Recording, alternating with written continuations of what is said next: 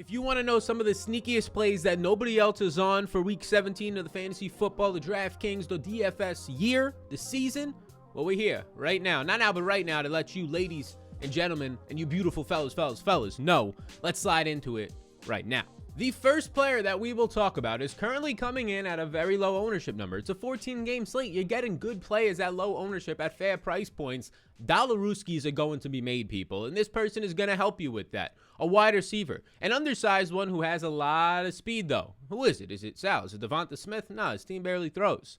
It's another guy who's got a better quarterback whose team throws a little bit more, and that's going to be out in Seattle, Tyler Lockett. Tyler Lockett this week I have currently at $6,400. 15.2 fantasy points at 5% projected ownership. But everything right now for Tyler Lockett is projecting out and looking pretty damn nice. You can start with the game environment where it's a 25-point team total. Check. You can start with the matchup where they have Detroit secondary that just lost their best cornerback on the year, who had a career high, was having a great year, 6 interceptions. Warrior in the secondary out of Penn State. He's out, and now they already rank 32nd in coverage. So their best cornerback is out, and they already ranked dead last in coverage. Check that box, baby. The remaining starting 3 cornerbacks, the slot and the outside cornerbacks, all give up at least, that means that minimum 72% catch rate, meaning that they are giving up. The best cornerback on the Lions that is left is allowing balls thrown his way to be caught 3/4 of the time. And we know that when balls are thrown Tyler Lockett's way, right, the deep ones. Even though Tyler Lockett right now has missed 2 games, only playing 14 of the 16 games this year, he still is top 3 in the NFL in passes of 20-plus yards. They call those the deep bombs, the long bombs. Chicks dig the long ball. So on the season so far, Mr. Tyler Lockett is averaging over a 25% target share, over 7 targets per game. So he's getting the volume, and he's getting that deep volume right now, being number 3 in the NFL in deep targets. He's seeing 10.6 yards per target. That's top 5 in the NFL. And not only is he getting normal volume, deep volume, so upside on top of that volume. He's getting a lot of it, and there's some upside on top of it. He's being efficient with it. All these things are hitting. He currently ranks top 8 in yards per route run, an efficiency metric that shows you're actually converting on all this usage that you're getting. Check those boxes, baby. So the reason why we're getting Tyler Lockett at this low ownership number is, in general, the narrative on Seattle is down. Tyler Lockett missed a game because of COVID, and then he came back and had his worst game in months, only having 3 catches on 6 targets for 30 yards. But if you take that game out, 5 of his previous 6 games before that game, 13 or more fantasy points, and 4 of those same 6 games, 18.5 or more fantasy/DraftKings points. So I like Tyler Lockett. I mean, I can compare him to, let's say, Amari Cooper, who Lockett's coming off of a bad week, who's been having a good year all year long. Amari Cooper is coming off of a good week, who for the most part has let people down for the past couple of months. And Amari Cooper is $6,600, more expensive than Lockett. I have him as well for 15.2 fantasy points, the exact same number as Tyler Lockett, coming in at 10% ownership. So double the ownership right now on Amari for because of last week. It's a 1-week narrative because of the better game environment for Amari versus the Cardinals. I like Lockett as a one-off this week. I'm not trying to stack that game up. I think he looks really good. We all know what his ceiling looks like, and he's getting enough volume to make that happen this week in his best matchup of the entire season. And now for our second running back, right? You like that, the little shift right in there, like as if I'm sliding Chris Collinsworth style, right? The little grimace. Hey, for a second player right now, it's going to be a running back. And it's coincidence. I didn't set it up this way. I mean, I guess I did technically, but I didn't mean to. It's coincidence that this guy is on the same team as Tyler Lockett. But hey, we like it. I think you could play both of them, but I'll probably stick to one. But I think you could play both of them if you really wanted to. Not with Russell Wilson, but, hey, running back Rashad Penny is currently coming in at 6% ownership. We talked about in the Final Thoughts video on Friday. Go back and check it to know exactly how to win the slate. We talked about that this range of the $6,000 range, hovering around it, give or take a couple $100, is where all the action at running back is really living this week. And there's some chalky players popping up in that range. But because of that, because of a couple of guys, and because of Antonio Brown at the wide receiver position being the same price range, all of those guys soaking the ownership up, it's leaving good players at low ownership, right? It's leaving a Rashad Penny who's $6,100 with a 14-point projection on my end at just 6% projected ownership, even though his team is a 7-point favorite with that lovely 25-point team total. So you check those 2, right? Those look great for a running back. And then you continue to look into this. I mean, this is his backfield. There's not much threats here in this. This is his backfield on the ground and a little bit in the receiving game. He has a positive 34% run blocking advantage against the 31st ranked run defense of Detroit that ranks dead last in tackling.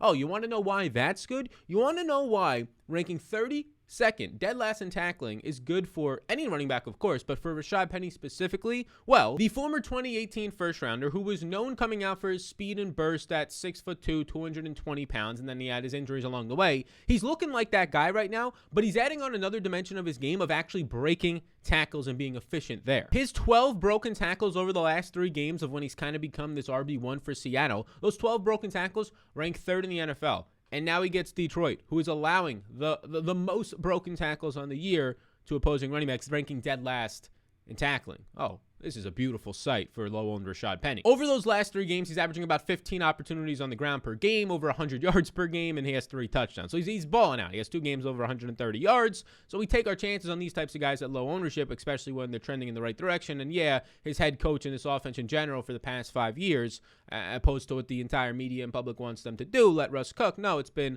let Russ hand off. So for comparison reasons, you get Ronald Jones at 6,300. Again, another player more expensive here than the player we're talking about. So more expensive by $200. 13.2 fantasy point projection. Less fantasy points. I'm projecting Ronald Jones for less fantasy points at a higher price tag. He's coming in at 12% ownership, though. So he's coming in with double the ownership, even though he is projecting out lower, and he's more expensive. Why is that? Well, Ronald Jones, more people talk about him in the industry. Always attached to the Tampa Bay Bucks. Okay. Split backfield last week with Keyshawn Vaughn. Good luck with that one. And hey, it would be a crime of me before we get into the final 3 fellas, and we got some good ones. Trust me, we've got some good ones. You're going to want to stick around for these to not let you know about the 2 props that I've taken so far. Actually taken a couple more in the other videos throughout the week. But for this video, I've taken Gronk over 49.5 receiving yards. This is a lovely prop. It was a blimp on the radar last week. They're going to need the underneath stuff a lot more than they did last week, facing more 2 high safeties. That's Gronk's bread and butter, especially with no Goblin. I have him for 68 receiving yards this week. He's at 49.5. Hammer that over on PrizePicks.com. The best place to get your props. It's legal in Texas, Florida, New York, places where sports betting is not yet set up. It is a fantastic spot to find props for anything you want. And if you use the code CLASS for the remainder of this week 17, and then it's over, you get a free bet up to $100. So you love that. Even if you already have an account, tell your mother, your brother, your sister, your aunt, your uncle, and use their account. Sign up using the code CLASS deposit. And when you deposit, you get a free bet up to $100.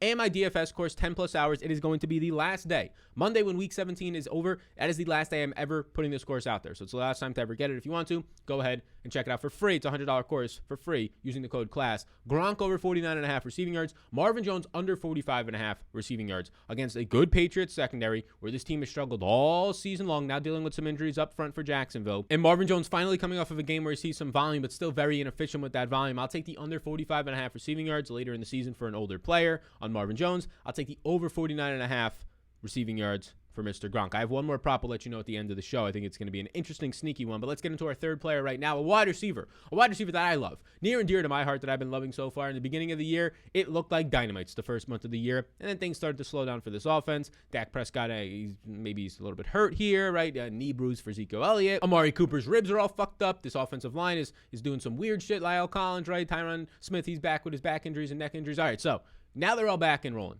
Last week, CeeDee Lamb. He's that one dude right here. $7,100 CeeDee Lamb. I have for 17 fantasy points at 8% ownership. So getting up there a little bit, but still lower owned and a great game environment. The best game environment of the week, a 29-point team total and a 52-point game total. This looks great. Arizona's secondary that CeeDee Lamb is going to be going up against ranked 16th overall, but it's trending downward as they lost Robert Alford over the last couple of weeks. So that's good news for CeeDee Lamb in this receiving core. CeeDee Lamb so far this season has played about 45% of the time out of the slot. With Robert Alford down, they've actually moved Byron Murphy outside a little bit more, which leaves their worst cornerback likely in the slot, which is where CeeDee Lamb for about half of this game is going to get to quote-unquote feast against Hamilton, who in a limited sample has given up a 71% catch rate. Again, if you're trying to get into the X's and O's, good for CeeDee Lamb. But in general, he'll move around the field and he'll get his good matchups. Last week, CeeDee Lamb goes out there. Amari has a good game. Amari's price tag is still lower, so that's where some of the ownership is coming in.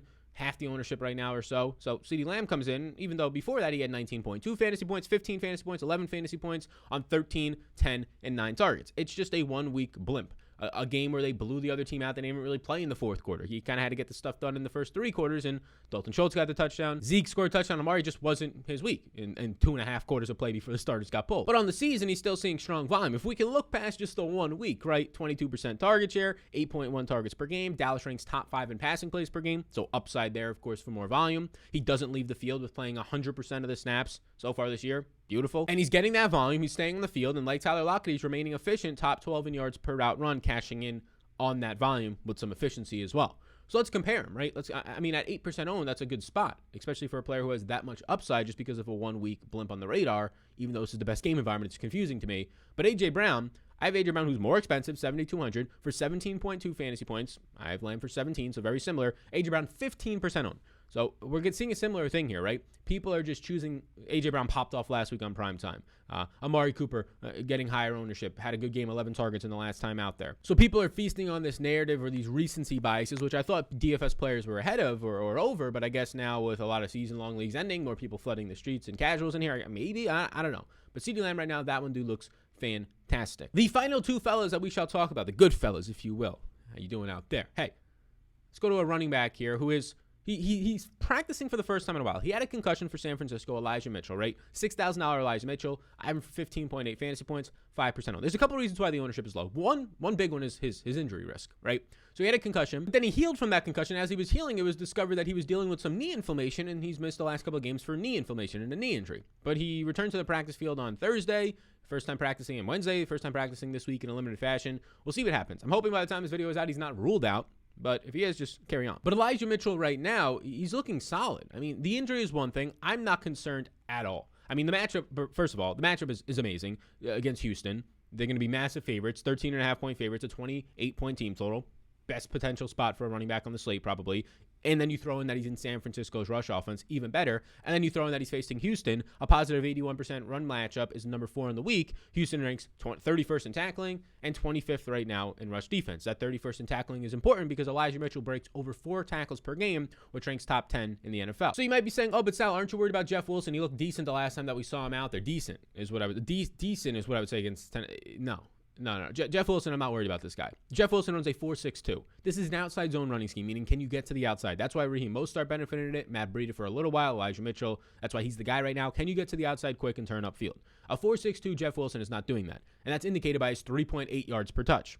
Whereas Elijah Mitchell, the younger rookie who doesn't have all these injuries piling up like over time Jeff Wilson has. I expect a 97th percentile Elijah Mitchell speed score, 90th percentile burst per player profile. I expect those to slot right back into the elite running back role that he's had this year. He ranks of active running backs 4th in opportunity share in the NFL, meaning targets and touches on the ground. Now, who ranks ahead of him? It's only Najee Harris, Dalvin Cook, and David Montgomery. He ranks ahead of the likes of Joe Mixon, a workhorse back, Jonathan Taylor, a workhorse back, Alvin Kamara, an elite running back. He ranks ahead of those guys. That's how good his role is in this offense. There's a reason for that. It's not because Kyle Shanahan just thinks, oh, this guy's the best in the world. No, it's because he fits. His skills fit the scheme good. He gets to the outside. He turns up. That's what it does. Jeff Wilson doesn't do that. Jeff Wilson plots for 2 yards up the middle. Maybe breaks it half a tackle and gets another yard, right? So, no, Elijah Mitchell is going to slot right back into the full-time role. I'm not concerned about that. So Jeff Wilson's not a concern. If he's back, the injury isn't a concern, clearly. The only other concern is that the only other time we saw Trey Lance start, and he's in line to start this week, it was only 9 carries on the ground for Elijah Mitchell and 16 for Trey Lance. That's a 1-game sample. If that's the reason why he's going to come in low-owned as a massive opportunity share running back, as a 13-point favorite and can easily run in 2 touchdowns or easily carry 15 times for 120 yards in this matchup, if that's the only reason why it's because Trey Lance, if that's like the last good reason, I understand that reason. I respect it. But if it's going to give us a 5% owned, if 15 to 20% owned Elijah Mitchell was this week, then I can poke holes in that and say, well, Trey Lance can fuck this up. But if Trey Lance, if that's the only reason why he's 5% owned, I'll take it. Thank you for the leverage. Thank you for the leverage on a top 5. David Montgomery is going to be 25% owned because he has a high opportunity share. Elijah Mitchell is going to be 5% owned with a very similar opportunity share. Think about it. If you wanted to compare Elijah Mitchell to Sony Michel, who's 5,800, 16.2 fantasy point projection. So Sony Michel comes in slightly cheaper, similar projection, 15% owned, 3 times his own. And we get it. There's a lot of question marks around Mitchell, not many around Michel. Although there you go, there's a comparison for you. He's going to be leveraged off of Sony Michel, leveraged off of Ronald Jones, et cetera, et cetera. The final player that we will talk about right now, an honorable mention before we talk about this guy, especially if something happens with this guy's injury status. Odell Beckham is definitely going to be a leverage play this week. Great game environment, continues to produce out there, continues to get even better looking out there, and more connection with Stafford, fair price point, coming in somewhat low owned because he's in the same range of all these other 6K running backs and receivers that we're talking about. So Odell Beckham is an honorable mention, and we'll talk about our last prop right after this player here. But Marquise Brown at 5,900. He ended up popping up on the injury report on Thursday. Just track that. Make sure it's not anything serious. We didn't get too much details on it. 14.2 point projection at 5% ownership. So you're seeing a trend here. Low-owned guys with decent projections who have the capability to hit a ceiling. I think we all know that Elijah Mitchell in that offense. We all know that Tyler Lockett. We definitely all know CeeDee Lamb. These guys have ceilings. And I believe that Marquise Hollywood Brown has a ceiling. Did you know this? I put out a tweet. I mean, I guess I figured it during the middle of the season, but the last couple of weeks, Mark Andrews going off for 100-plus yards a week. Nobody's really thinking about Hollywood Brown, and this is why he's low-owned. Hollywood Brown has a top 10 target share in the NFL. He has a 27% target share of the Ravens' targets. He's averaging over 9 targets per game. And now he comes into a game where his team's going to be trailing. It's either going to be Huntley, he's off the COVID list, or Lamar. Lamar doesn't look healthy. So if it's Huntley, fine. Huntley threw his way 14 times the last time these guys played.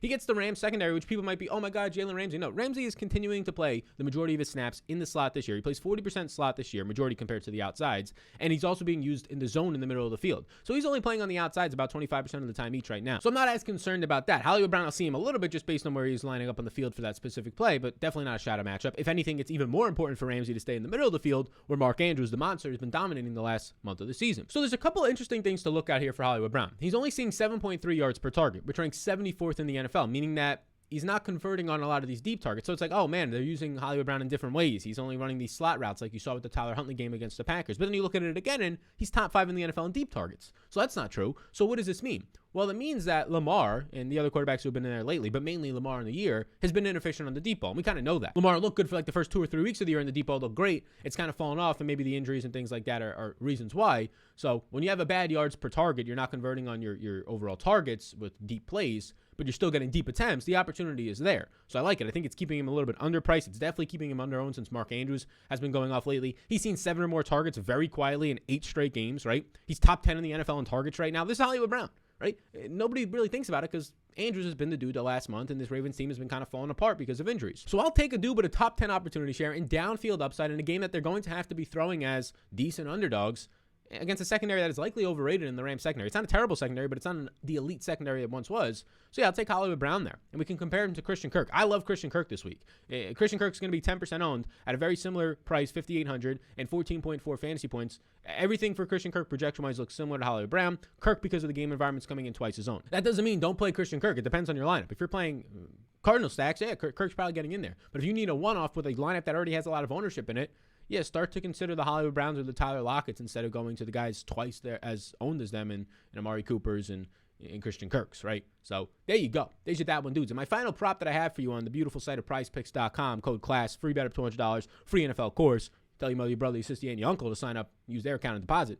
If you already have one, take advantage of these offers. I've taken Jalen Hurts over 40.5 rushing yards. The last 2 weeks, he hasn't gone there. Last week was a little bit fluky, right? Terrible game. They ran the ball nonstop. But now Miles Sanders is hurt. Jordan Howard is dealing with injuries. They might be down a couple of backs in that backfield, and you start to look at this, and okay, he had 38 yards the week before that, and then the week before that, it's basically like every single week he's hitting this number for the past couple of months. Jalen Hurts runs, right? This team runs the ball. They run the ball with Jalen Hurts. This past week, they decided to not do that as much. We'll see if that's more of a trend or more of a game. But watching that entire game of mine, it was a brutal game. It was awful against the Giants. It seemed to be that they might have been scheming in a little bit more runs, but now they're down a couple of backs that they normally don't have. So we'll see what ends up happening there with that. I do like the over 40.5 rushing yards, but there is a reason. There is a reason to say, okay, maybe they want to scheme him out of that running game a little bit, but the impromptu plays are still going to be there. So I'll take Jalen Hurts over 40.5 rushing yards in that one. We probably need the game to stay relatively close for that to continue to be hitting. So thank you for tuning in.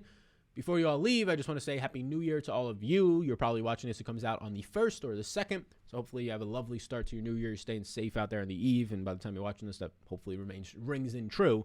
Happy New Year, everybody. I appreciate you tuning in. It's been a lovely 2021. Let's kick off with this video right here, the first video of 2022. Let's kick it off. Let's kick it off with a bang. Let's make it a lovely, lovely year. I'll see you all in the next one, gang. Sunday live stream. Be there or be square. Appreciate you all a ton. Peace out, gang.